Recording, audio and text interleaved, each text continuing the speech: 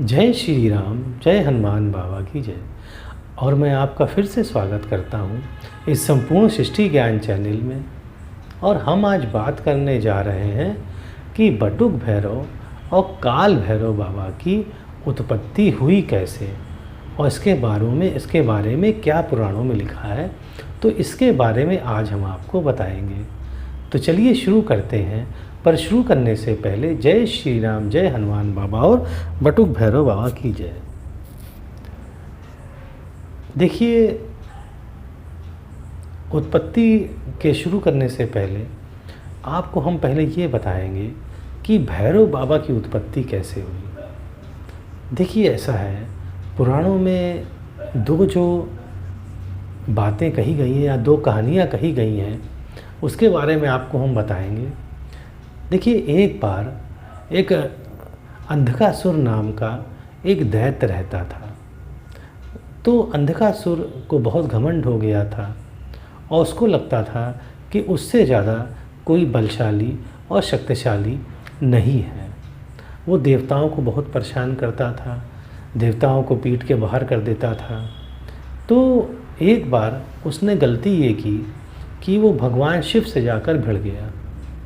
भगवान शिव कहीं जा रहे थे तो पीछे से अंधकासुर ने वार किया, जिससे भगवान शिव का रक्त थोड़ा सा निकल गया। अब भगवान शिव जब पलटे तो देखा अंधकासुर बैठा खड़ा हुआ है। तो इतना गुस्सा आया उनको भगवान शिव को कि जो रक्त गिरा था भगवान शिव का, उससे भैरव बाबा की उत्पत्ति हुई। और ये कहा जाता है कि ये उत्पत्ति अष्टमी के दिन हुई, और ये दीपावली के 23वें दिन जो अष्टमी पड़ती है उस दिन हुई। तो ऐसे इसकी उत्पत्ति मानी गई है भैरव बाबा की। और दूसरी जो लिखा है पुराणों में, वो ये है कि पहले ब्रह्मा जी के 5 सर हुआ करते थे। ब्रह्मा जी को बहुत घमंड हो गया था। तो एक बार उन्होंने शिव जी को बहुत ही बुरा भला कहा। तो शिव जी ने उनसे कहा कि समझाया उनको कि देखिए, घमंड अच्छी बात नहीं है। तब भी ब्रह्मा जी नहीं माने। तो शिव जी अब जानते हैं कहाँ रुकने वाले हैं, उनको बहुत गुस्सा आ गया। और गुस्से से ये भैरव बाबा उत्पन्न हुए। और भैरव बाबा ने अपने नाखून से ब्रह्मा जी का 5वां सिर काट दिया।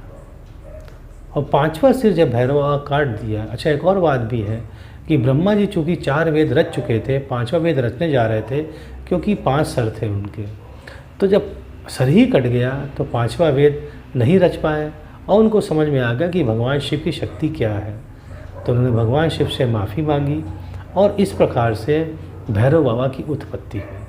अब देखिए, भैरव बाबा की उत्पत्ति तो स्पष्ट है। और ये कहा जाता है कि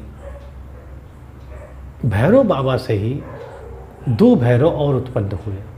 पहले तो हुए काल भैरव और फिर हुए बटुक भैरव, ऐसा कहा जाता है।